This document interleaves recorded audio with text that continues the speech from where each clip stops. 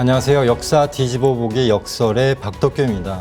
이번 시간에는 저는 지난 7월 달에 일본 큐슈 지역을 답사를 했는데요.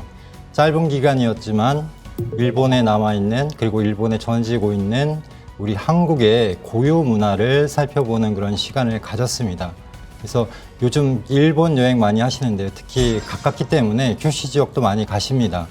큐슈에서 우리 역사 문화의 원형을 찾아보는 그런 시간을 가져보겠습니다.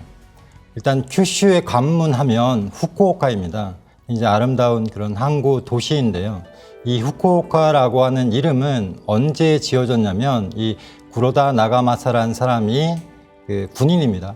이 사람이 이제 후쿠오카 성을 쌓으면서부터 후쿠오카의 지명 유래가 이렇게 전해지고 있습니다. 그런데 이 원래 후쿠오카의 옛 이름은 지금도 이제 그 구가 남아 있는데요. 하카타라고 합니다. 하카타. 그래서 하카타구 그리고 하카타역이 이렇게 지금도 남아 있습니다. 원래 이름은 하카타인데 나중에 이제 후쿠오카로 이렇게 바뀌게 된 겁니다. 하카타를 한자로 쓰면요. 박다가 됩니다. 박다. 박다하면 뭐가 떠오르죠? 밝다는 뜻이고요. 그리고 박달해서 밝은 땅이라는 뜻에서 유래한 것을 이렇게 알 수가 있습니다. 자, 이 박달에 대해서요. 이 환단고기 태백일사 신시봉기를 보면 이렇게 나옵니다. 하늘에서 내려온 광명을 환이라 하고 땅의 광명을 단이라 한다. 그래서 이 땅의 광명을 단이라 한다 이 말이 조금 헷갈리실 텐데 이 단자는요. 박달나무 단자입니다. 그래서 우리말에서 이 단을 박달이라 한다라고 이렇게 규원사에서 설명을 하고 있는데요. 이 단은 그 뜻을 취한 겁니다. 그래서 박달이라고 하는 그 뜻을 취한 거고요. 우리가 태백산이라고 할 때도 보면 태백은 크게 밝은 산이란 뜻입니다. 이것을 이제 한자로 표기를 하면 뭐 백산이 되는 거고요. 그 다음에 우리말로 표기를 하면 박달, 밝은 땅이란 뜻이 되는 것입니다. 이 박달이 나중에 이제 배달로 이렇게 바뀌게 됩니다. 그래서 우리 민족을 밝은 땅에 사는 사람들이라고 해서 배달의 민족이라고 한 겁니다. 배달결의 뜻과 유래에 대해서 한번 살펴봤죠, 예전에. 자, 이 백달, 이 박달, 이 백산이라고 하는 게 정말 맞는 거냐? 도로를 이렇게 따라가다가 계속 찍히는 게 뭐였냐면 백산이라는 게 자꾸 나오더라고요. 그래서 보니까 일본 큐슈의 후쿠오카현의 문화카타시에 보면은 이 하쿠산이라고 있습니다. 이 하쿠산도 이 한자로 쓰면은 백산입니다. 그래서 이곳저곳에 이 백산이 남아 있는데요. 제일 먼저 저희들이 갔던 곳이 어디냐면 구마모토 공항에 도착을 해서 이제 이동을 했습니다. 근데 이 지도를 보다가 제가 조금 재밌는 게 뭐냐면 잘 보시면은 지도를 그대로 찍은 겁니다. 이 위에 보시면은 구마군이라고 되어 있습니다. 구마군. 구마 하니까 뭐가 생각이 나죠. 네. 이 일본 신사의 정문에는 양쪽에 이 사자처럼 생긴 또는 호랑이처럼 생긴 이 동물 상이 있는데요. 이거를 뭐라고 하냐면 박견이라고 하고요. 실제로는 코마이누라고 읽습니다. 코마이누, 박견. 그러니까 이누는 개란 뜻이니까요. 코마가 바로 박인데요. 이 박은 도대체 뭐냐? 우리가 이제 그 환웅천왕이 동방으로 오셨을 때 보면 두 부족이 있었죠. 웅족과 호족입니다. 곰을 토템으로 하는 웅족, 그리고 호랑이를 토템으로 하는 호족이 있었는데 웅족은 결국 21일 수행을 마치고 이제 완전한 그런 신인이 되는 과정이 나오는데요. 이 곰이 도대체 뭐냐라고 했을 때 우리를 또 예맥족이라고도 합니다. 예족과 맥족 또는 예맥이다라고 이야기를 하는데 이 맥이라고 한자의 본래 발음은 뭐냐면 박이었다는 겁니다. 박. 밝다 할 때의 박입니다. 그러니까 곰은 맥으로 또 표기를 하고 이것은 실제로는 박이다라는 거예요. 그래서 코마라는 말은 박이라는 말입니다. 이걸 또 알 수 있는 게 뭐냐면 돌궐 비문을 보면은 고구려를 어떻게 표시했냐면 맥구려라고 이렇게 표시를 했습니다. 근데 이 맥구려는 뭐냐면 밝은 구려, 박구려라는 뜻이고요. 일본 서기에서는 고구려를 박국이라고 했습니다. 한마디로 우리 민족을 지칭하는 말이 밝다 할 때의 박이 되는 겁니다. 그걸 바로 이제 고마, 곰 이렇게 표시를 한 거고요.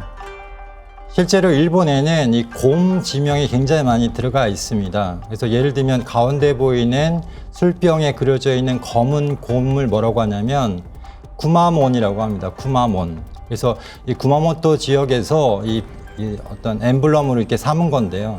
보시면은 백악이라고 쓰여 있고, 그죠? 백산이란 뜻이죠. 그리고 검은 곰이 있고, 그리고 쿠마가 있고 한데요. 실제로 큐슈에도 이런 쿠마라고 하는, 곰이라고 하는 지명이 많지만 일본에도 또 전역에는 100개가 넘는 그런 지명을 사용하고 있습니다. 그래서 재밌는 건 일본에는 곰이 지금은 살지 않는다는 거죠. 자, 제일 먼저 간 곳은 이 야스시로라고 하는 시, 8대 시입니다. 함자로 하면 이 야스시로 시에 있는 묘견신사를 갔습니다. 이 묘견신사는 우리 가야하고 굉장히 밀접한 연관성이 있는데요. 이 신사 안에 들어가면 제일 먼저 이렇게 알 수 있는 게 뭐냐면 이 비석입니다. 밑에는 거북이가 있고요. 그 위에 이제 비석이 있는데 비석의 첫 문장이 뭐냐면 묘견시는 성스러운 북극성, 북두칠성의 상징이다라고 돼 있습니다. 자, 이 묘견은요 보통 북두칠성이라고 이야기를 합니다. 그런데 이 묘견시는 그럼 뭐냐? 실제로는 이 북극성 그리고 북두칠성의 상징이라는 말은 왼쪽에 보시면은 우리는 예로부터 이 북두칠성에 우주를 다스리는 하느님, 옥황상제라고도 하죠. 그리고 삼신상제, 황천상제라고도 합니다. 그 하느님이 거하시는 별이 북두칠성이라고 믿어왔고 그렇게 모셔왔습니다. 그래서 이 묘견신이란 말 속에는 이 북두칠성, 하느님을 모시는 신앙이라는 걸 알 수가 있습니다. 자, 삼국유사 가락국기를 보면요, 이런 대목이 나옵니다. 이 김수로가 처음 하늘에서 이제 소리가 들리는 거죠. 내가 있는 곳이 어디인가라고 하니까 9명의 칸이 구간이죠. 대답하여 말했습니다. 구지입니다. 그러니까 또 다시 김수로가 뭐라고 하냐면 황천이 나에게 명하기를 이곳에 가서 나라를 새로 세우고 임금이 되라고 해서 이런 이유로 여기에 내려왔다라고 되어 있는데요. 자, 지금 어디인지를 물었는데 구지입니다라고 하니까 여기에 가서 나라를 세우라고 합니다. 쉽게 얘기하면 구지라는 곳에 가서 나라를 세우라는 하느님의 명, 황천상제의 명을 받고 왔다라고 하는 겁니다. 자, 이 구지는 김해에 이 구지봉이 있고요. 그죠? 이 커다란 바위에 쓰기도 했고 비석을 세우기도 했습니다. 그런데 이 묘견 신사에 있는 묘견 공주라고 하는 묘견 신이라고 하는 그 초상화를 보면 맨 밑에 보면 거북이를 타고 있죠. 거북이. 거북이 하면 거북 구자니까요. 구지가 생각이 나는 거죠.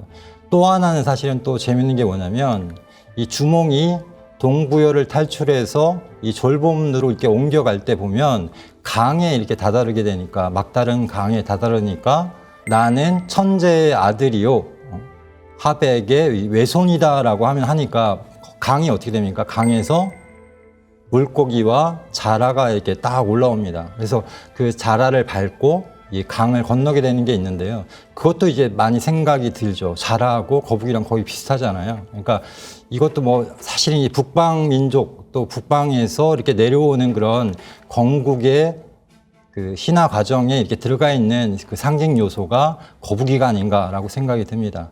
자, 또 하나는 이 고사기에 보면요. 일본의 고사기에 보면 이 니니기라고 하는 일본 왕들의 가장 시조라고 이렇게 이야기를 합니다. 그 니니기가 어디로 내려오냐면 천강이라고 돼 있잖아요. 하늘에서 내려왔는데 어디로 내려왔냐? 구지 후루다케다라고 돼 있습니다. 구지는 그 구지봉의 구지고요. 후루는 마을이고 다케는 봉우리니까 구지봉이 되는 겁니다. 근데 이 내용은 김수로의 그런 가야 건국설화 똑같죠. 자, 실제로 이 가야와 초기죠. 초기의 가야와 신라계의 그런 왕족들 그리고 왕자들은 끊임없이 일본 열도를 이렇게 이주를 해서 다시 이제 가야의 분국 새로운 나라들을 이렇게 세워 나갑니다. 첫 번째로 이제 금방 말씀드린 묘견공주는 큐슈의 중부 구마모토 쪽으로 이렇게 이동을 했고요. 그 다음에 또 니니기라고 불리는 지금 일본에서 니니기라고 부르는 이쪽 세력은 더 밑으로 내려가서 사스마 반도라고 하는데요. 이 사스마 반도에 쿠로 해안이라고 있습니다. 여길 가보면 이게 쿠로 해안입니다. 여기를 뭐라고 하느냐면 카미 와타리 해안이라고도 합니다. 카미는 검, 곰, 쿠마라는 뜻이고요. 그래서 신이라는 뜻입니다. 그리고 와타리는 건넌다라고 하는 뜻을 갖고 있는데 와타리도 재밌죠. 왔다라고 하는 말과 이렇게 비슷합니다. 자, 여기를 뭐라고 하냐면 쿠로 해안은 이 비석이 있는데요. 천손 니니기가 상륙한 곳이다 라고 이렇게 돼 있습니다.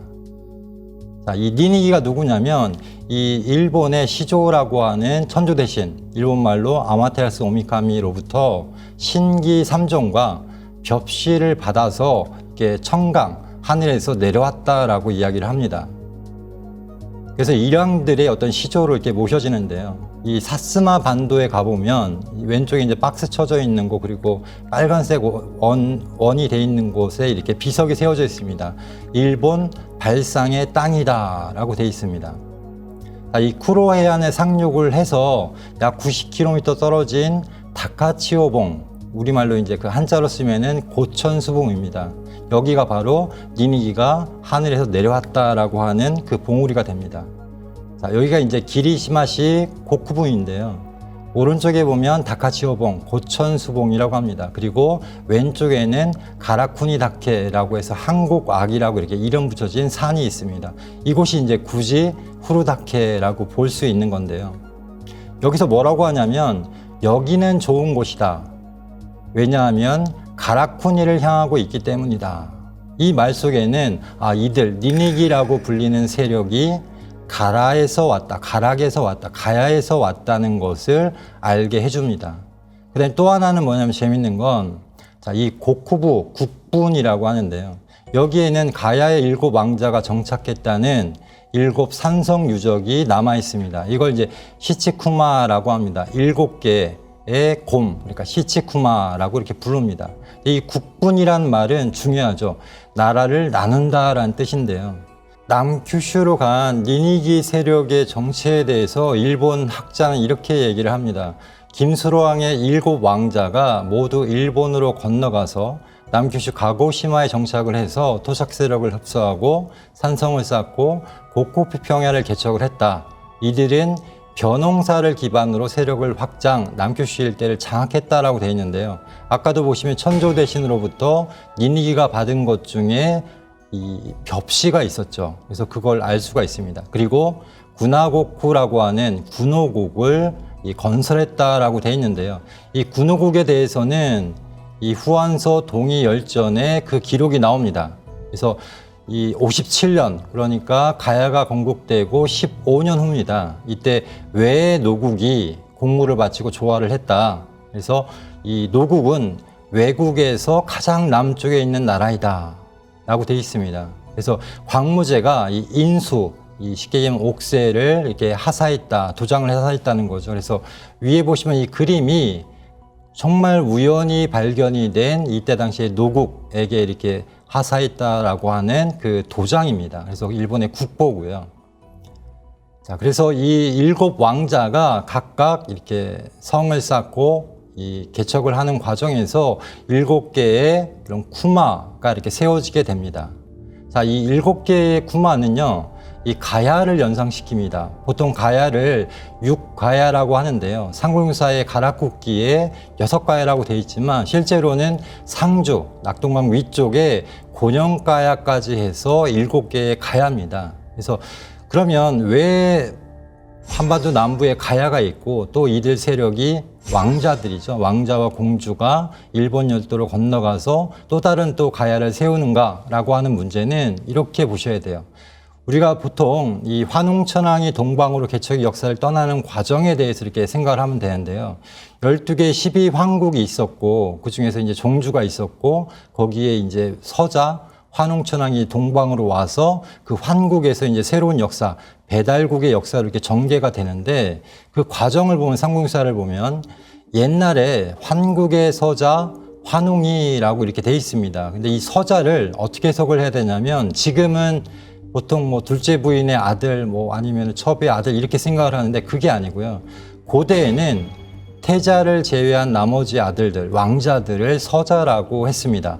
실제 삼국사기 신라본기를 보면 이 마다를 범민을 태자로 삼고 서자를 이 서자 중에서 문왕을 뭐 이찬으로, 노차를 해찬으로 이런 식으로 여러 아들 또는 다른 왕자들을 서자라고 이렇게 불렀다는 걸 알 수가 있습니다. 자, 그러면 이 묘경공주는 누굴까요? 자, 김소로 왕과 허왕후 사이에는요 12명의 자녀가 있었습니다. 그 중에서 첫째 태자가 이제 가야의 2대 왕인 거등왕이 되고요. 이 두 번째, 세 번째는 이제 허씨로 이렇게 성을 이렇게 받게 되고요. 나머지 7 왕자가 이제 넷째부터 10째까지입니다. 그리고 자녀 중에서 이제 그 딸 중에서 둘째가 바로 이제 그 차녀인데요, 막내인데 이 차녀를 보통 이제 히미코다 또는 김수로왕과 허왕후의 이제 둘째 딸인 이 사람이 묘경공주다. 그리고 이 큐슈에 와서 야마대국을 세웠다라고 하는 히무코가 바로 묘경공주가 아니냐 이렇게 보는 시각이 있고요. 또 다른 시각은 뭐가 있냐면 이 거등왕의 왕자 중에 선이라고 하는 왕자가 있었습니다. 이 사람이 이 신녀와 함께 구름을 타고 떠났다라고 되어 있습니다. 어디론가 이제 갔다는 것이죠. 그래서 김해에 보면은 초선대라고 하는 거대한 이제 바위가 있는데요. 여기에 보면은 뭐 왕자선을 부르고 그림자라도 새기려 하였다. 지금은 이제 마애불이라고 부처상이 이제 새겨져 있습니다. 그래서 그게 안 남아 있는데 아마도 이 거등왕의 왕자선과 신녀가 아니냐 이렇게 보는 시각도 있습니다. 어쨌거나 이 묘경공주 여자의 모습을 하고 있는 그런 모습은 이 신라 선도단 성모를 연상을 시킵니다. 선도단 성모는 누구냐면 신라를 세운 시조 박격거세의 어머니입니다. 가야도 그 시조의 어머니를 이렇게 모시거든요. 가야산 신이라고 해서.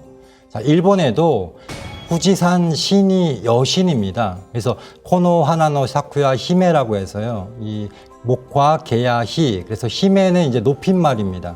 그래서 이 둘의 공통점이 뭐냐면 보시면 제가 이렇게 표시를 해놨는데 나뭇가지를 들고 있죠. 나뭇가지. 일본 신사에 가도 이 나뭇가지를 이렇게 그 신사 본전에 이렇게 꽂아놨는데요. 이 나뭇가지가 뭐냐? 신단수를 뜻합니다. 신단수. 그래서 이 신단수를 웅신리라고도 하는데 왜냐하면 이 일본 기기의 기록에 보면은 이 천일창, 신라 천일창이 웅신리를 모시고 와서 이렇게 그 전하는 그런 과정이 나옵니다. 그래서 이 웅신리를 뜻을 보면요. 고몽자의 그 신자니까요. 이 코마의 뭐 어떤 그 신을 이렇게 모시는 그런 신을 모시는 밝은 어떤 천단을 이렇게 뜻한다라는 걸 알 수가 있습니다. 자, 신사 본전을 들어가 봤는데요. 이 본전에는 일본에 뭐 신사 가보시면 알겠지만은 어느 곳이나 본전의 중심에는 이렇게 거울을 모셔놨습니다. 거울이 있고요. 그 뒤에는 마치 이파리가 달려있는 나무 같은, 그죠? 그리고 중요한 게 뭐냐면 이 나무가 3개를 이렇게 세워놨다는 겁니다. 이건 삼신을 뜻하는 거고요. 그리고 앞에 있는 거울은 광명을 뜻하는 겁니다. 근데 이 거울이 도대체 뭐냐? 자, 국보 141호 단요세문경입니다. 굉장히 정말 미세한 정밀한 그런 조각으로 굉장히 유명한데요. 이 하나의 선의 길이가 0.3mm인데 이걸 13,000개의 선을 그려놨습니다. 그런데 보통 우리가 이 청동 거울 하면 이쪽만을 봅니다. 근데 이게 뒷면이에요, 사실은. 뒷면. 그럼 앞면은 어떻게 돼 있냐? 자, 보시는 것처럼 말 그대로 거울처럼 이렇게 반짝반짝해서 얼굴이 비칠 정도로 이렇게 그냥 거울의 모습이에요. 거울. 이게 이제 태양의 광명을 상징을 하는 건데요. 자, 왼쪽에 있는 게 단유세문경은 이제 엑스레이처럼 이렇게 그 선들만 이렇게 표시를 한 거고요. 오른쪽에 있는 게 이제 리움박물관에 보관 중인 그 팔주령이라고 하죠. 이 팔주령의 모습입니다. 근데 왼쪽과 오른쪽에 그 청동거울과 팔주령의 공통점이 뭐냐면 첫 번째는 원방각 무늬가 새겨져 있다는 것이고요. 또 하나는 이 광명이 사방으로, 우리가 왜 사방팔방이란 말 쓰잖아요. 사방으로 비추는 모습을 상징해서 표현을 한 겁니다. 자, 이거를 이제 그 복원을 하신 분이 있는데요. 장인 중에 그분이 이제 무형문화재인데 이분이 복원을 하는 그런 다큐에서 굉장히 중요한 말을 했는데 뭐냐면 이걸 자기가 이제 쉽게 얘기하면 이 활석으로 이렇게 새겨가지고 나중에 이제 주물을 뜨는데 새길 때 이제 거꾸로 새겨야 되잖아요. 근데 이 음각 양각을 거꾸로 새겼는데 처음에는 이제 헷갈려서 거꾸로 새겼더니 어떤 현상이 벌어지냐면 이 빛이 밖으로 퍼지는 게 아니고 안으로 이렇게 오므라들게 잘못했다라고 얘기를 하더라고요. 그 얘기는 뭐냐면 이 무늬들이 빛이 중심에서 밖으로 퍼져나가는 모습으로 이렇게 상징화되어 있다, 새겨져 있다라는 걸 알 수가 있습니다. 또 하나는 팔주령은 어떤 의미가 있냐면 빛이 퍼져나가는데 이건 흔드는 거잖아요. 소리가 납니다. 그래서 빛에는 또 소리의 그런 특성도 갖고 있기 때문에 빛과 소리를 이렇게 상징화하는 것입니다. 그래서 신의 어떤 성격이, 신의 어떤 특성이 빛과 소리로 돼 있고 그런 신의 그런 감화가 퍼져나가는 걸 상징을 하는 거죠. 그러니까 또 하나 생각나는 게 뭐냐면 우리가 서울 경복궁의 이 남문의 정문이 뭡니까? 이름이 광화문이죠. 빛이 사방으로 이렇게 퍼져나간다, 그런 뜻을 갖고 있습니다. 자, 이 일본의 시조라고 하는 이 천조대신도 마찬가지입니다. 이 장면은 그 큐슈 오이타현에서 이런 가쿠라데라고 해서 천조대신이 동굴 속으로 이렇게 숨어들죠. 그러니까 세상의 빛을 다 잃으니까 밖에서 이 무녀가 춤을 추고 해서 이제 이렇게 밖으로 나올 수 있도록 유혹을 해가지고 밖으로 나오면서 광명을 되찾는 그런 것들이 이제 연극처럼 꾸민 건데요. 이 천조대신이라고 하는 신녀가 이 가슴에 품고 있는 것도 바로 광명을 상징하는 거울입니다. 자, 광명하면 또 떠오르는 게 있습니다. 연호랑 세오녀라고 하는 이제 설화인데요. 창궁사 가락국기에는 이 8대 아달라 왕 때 신라죠. 이때 이제 연호가 바닷가에 나가서 해초를 따고 있다가 갑자기 이제 바위 하나가 연호를 태우고 일본으로 가버렸다. 그래서 이제 세오녀도 나중에 따라가게 되는데요. 그래서 일본의 왕이 되었다라고 이렇게 기록이 나옵니다. 자, 이때 신라에서는 해와 달이 광채를 잃었다. 그래서 해와 달의 정기가 우리나라에 있었는데 일본으로 가서 그렇습니다라고 이야기를 하는데요. 자, 이게 무슨 뜻일까요? 이 해와 달은 광명을 상징을 하고 실제로 이 일본 신사에 모셔진 것처럼 이 하느님의 신성을 상징을 하는 겁니다. 그런 어떤 제천 문화 그리고 재간들이 그런 신앙 문화가 이 일본으로 일부 옮겨지는 것을 뜻합니다. 그리고 그런 광명 문화를, 광명 신앙을 가지고 간 사람이 일본의 통치자가 되었다라는 것을 드러내는 그런 설화가 되겠습니다. 자, 왼쪽의 사진을 보면 이것은 이제 포항의 영일만 일대 이제 그런 해변을 이렇게 보여드린 거고요. 그다음에 밑에 있는 것은 이 포항에서 크로시오 해류를 타고 대마도로 갔다가 대마도에서 다시 큐슈 북부로 갔다가 이즈모나 이제 동쪽이죠. 동쪽으로 이렇게 해류가 이렇게 이동해 가는 그런 과정들을 이렇게 보여드린 것입니다. 자, 오늘은 이 광명 문화가 이제 일본에 전해지는 그런 과정 그리고 이 묘견 신사와 가야와의 관계들에 대해서 살펴봤는데요. 다음 시간에는 조금 더 자세히 이렇게 살펴보는 시간을 갖도록 하겠습니다. 감사합니다.